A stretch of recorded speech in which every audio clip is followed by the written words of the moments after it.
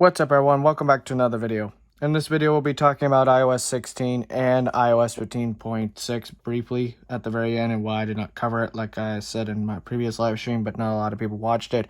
I'll briefly get into 15.6 and it will be on this 13 Pro Max maybe, but I'm taking 16 off my primary device and we'll get into that in this video. Let's get started. First reason is weather. You can see my temperatures are really elevated over the next 10 days.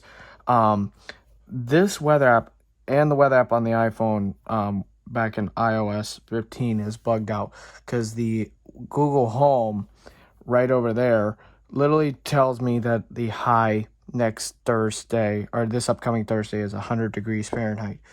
Now, I'm not going to take any chances when I'm out on the go Sunday or coming up in a few more days when I need to take this phone out. I already lost 2% battery health and I don't need any more. Now the second chance, or the second reason why, is VoiceOver. If you're using Tom, I literally have to go, what time is it? It's 0:10. And use Siri, and then it magically works. FaceTime. Now there is a bug, and it did this, it was really annoying. Speech off. I'm going to turn speech off. Where it did this, where if it moves correctly, sometimes it works, sometimes it doesn't. But it's where VoiceOver will suddenly jump. Now if I go over to here, open up this, it does that. Exactly that. And focus. It does it sometimes. See, it just did it again. And it did that for every 5 seconds when I was in a phone call. I literally had to turn VoiceOver off. I turned it back on and had no speech, just like this. And now it was spazzing out again.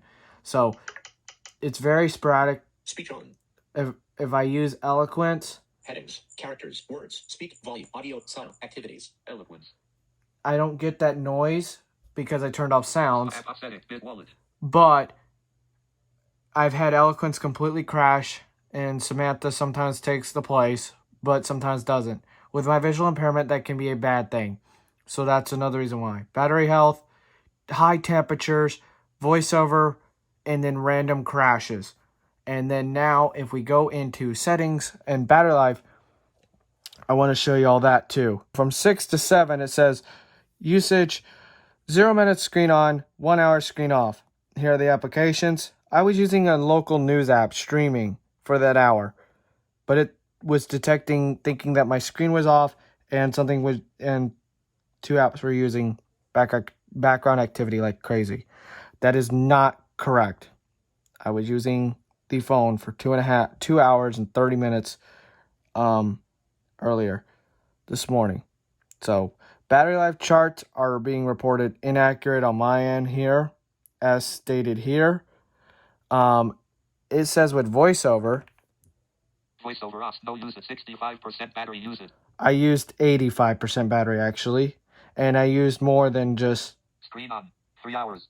Screen on 3 hours, 25 minutes. And then Screen off 10 hours, 5 minutes. My screen off should be sitting around 3 hours. It's been gradually getting worse through the last few days. So here's VoiceOver the last 10 days. Battery life has been high, like pretty elevated. And then here's the other chart, the timesheets and stuff like that. So those are the 3 caveats on why I'm downgrading. And I just want more stable software. I tried it for the last 2 weeks. I might try public beta on my primary device. The 11 that I'm recording on will be on 16. And this will be back on either 15.5 or 15.6. So, yeah. We'll jump over to 15.6, my thoughts on it, and then wrap up this video. It's not going to be a long one this weekend. So I need to transfer the eSIM over for this. I was using this phone to record. As y'all can see here, it's got a SIM card connected. This is running 15.5. It's been running pretty good, like I expected. 15.6, why I'm not covering it on the channel. First off, weather is partly to do blame, because it's hot through the day and I'm running an air conditioning unit and it's really loud. The other thing is I'm now working on actually building a shorts YouTube channel, and that I'm trying to implement into the channel for not just YouTube Shorts, but not just for iOS 15, iOS 16, and I'm using a certified braided cable, but whatever, and just stuff like that. So it's been a little bit of a rough road with this. This is going to go back on 16, and previously last weekend there was a conversation that this one was actually going to go to one of my other family members for trade-in, because their 6S started, their top speaker failed, and then they were going to borrow this device because it's got more cellular support. But anyways, with that out of the way, my iOS 16 device will be back on the 11, and the 13 Pro Max will be back down on 15.5 or 15.6 beta. But as of now, 15.6 beta is literally bug fixes. I don't know why we have a D at the end of the build number. It's literally a sleep fest. So there's not much to cover. It's literally minor bug fixes, security enhancements, and it's literally the end of iOS 15. And then if you have an iPhone 7, like I do, right here, this device will get 15.6, and I'm afraid that'll be the last update.